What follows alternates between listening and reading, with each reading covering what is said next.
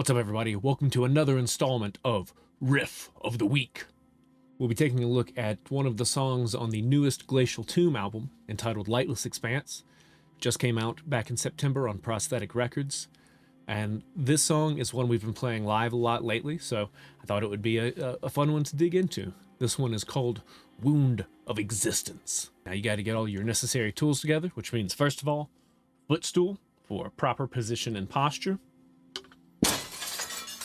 Water, got to stay hydrated, and of course, the appropriate guitar. Ooh. I will be playing my Schecter Cygnus 7 hardtail. This is the guitar that I recorded this album with. This has been my main guitar in Glacial Tomb for a few years now. It's an absolutely stellar guitar. It's too bad Schecter doesn't make it anymore. It is a 7-string guitar, tuned down 2 whole steps, so that gives us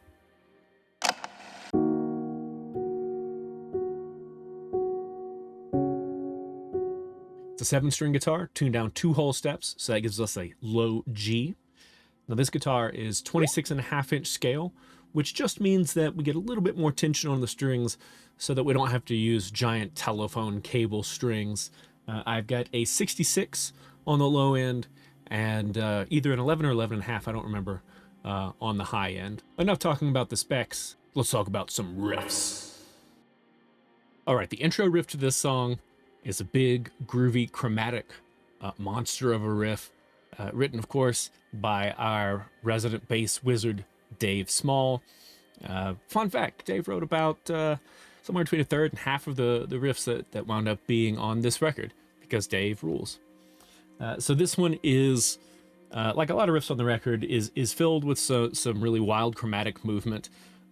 This has pretty much all of the first 4 notes on your low string played at some point. We're going to start on the 3rd fret, and we're going to move from the 3rd to the 1st to the 2nd, and then we're going to bend that 2nd fret up 1 whole step to match the pitch of the 4th fret. Again, because we're on a low G string, the notes of the names, the names of the notes and what you would normally think of with regard to fret position are not the same, so I will largely be using just numbers to communicate, unless I say something like the open low G or something like that. So very slowly, this is what that riff sounds like.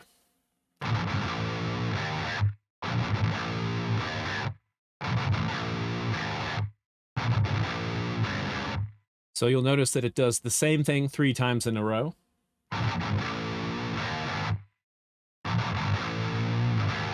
And that big chord is take your standard 3-note power chord shape and then raise your octave.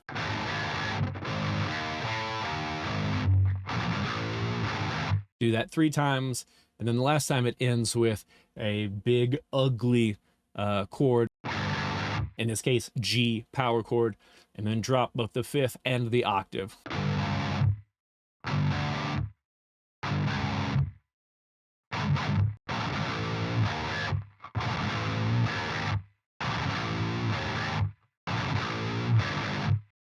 There's the intro.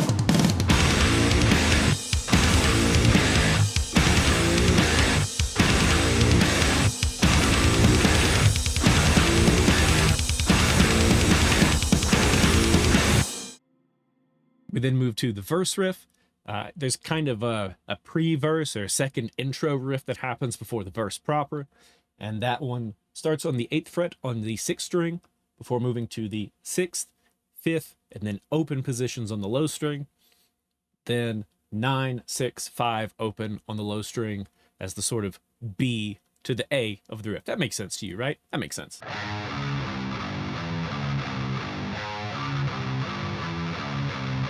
But of course, we couldn't just do it like that, so it's 8 notes the entire way.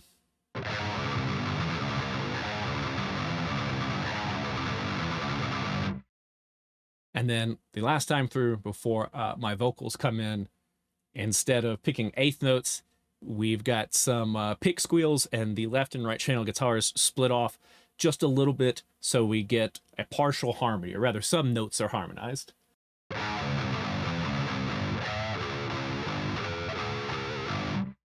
And the so one guitar plays Same notes, but getting little squealies on them.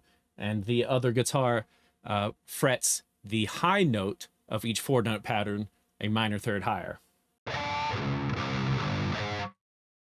Nope, a minor third and then a major third higher.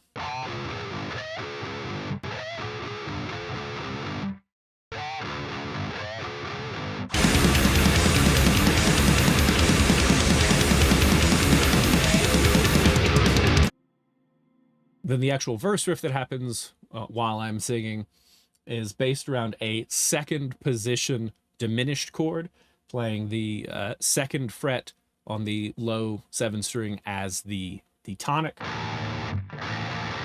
So what's actually happening is we are playing that chord. So that's it's like a diminished or minor diminished with them added third. I don't know.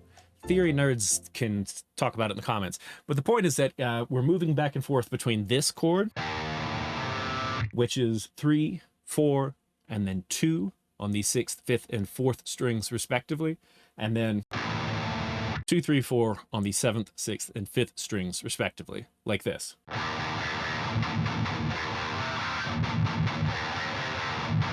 And you'll hear that I worked in that open string to go along with that, again, the diminished add 3 or add whatever the hell it is, chord.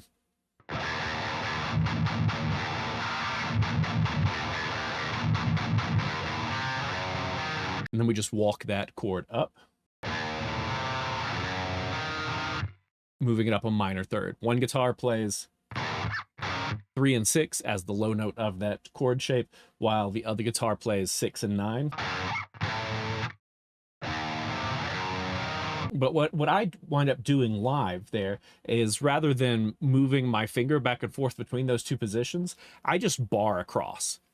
On the album, I may have moved back and forth, I don't remember, but it's easier to just bar with your first finger across the 2nd fret of your low 4 strings.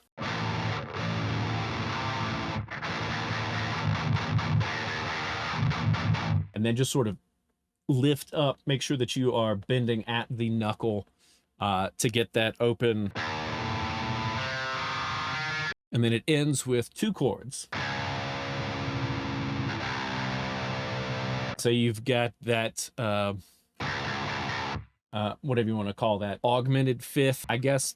Take your 2-finger power chord, raise the 5th a semitone with the tonic on the 1st fret of your 6th string, and then just lift your first finger up, which then spells out that major 6th dyad, your sort of boogie woogie dyad. But of course, that's not what we're doing here.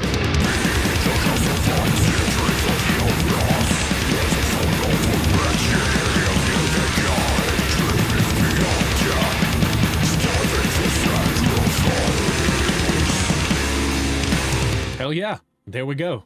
First part of the song down. See you next time as we dig further into Wound of Existence.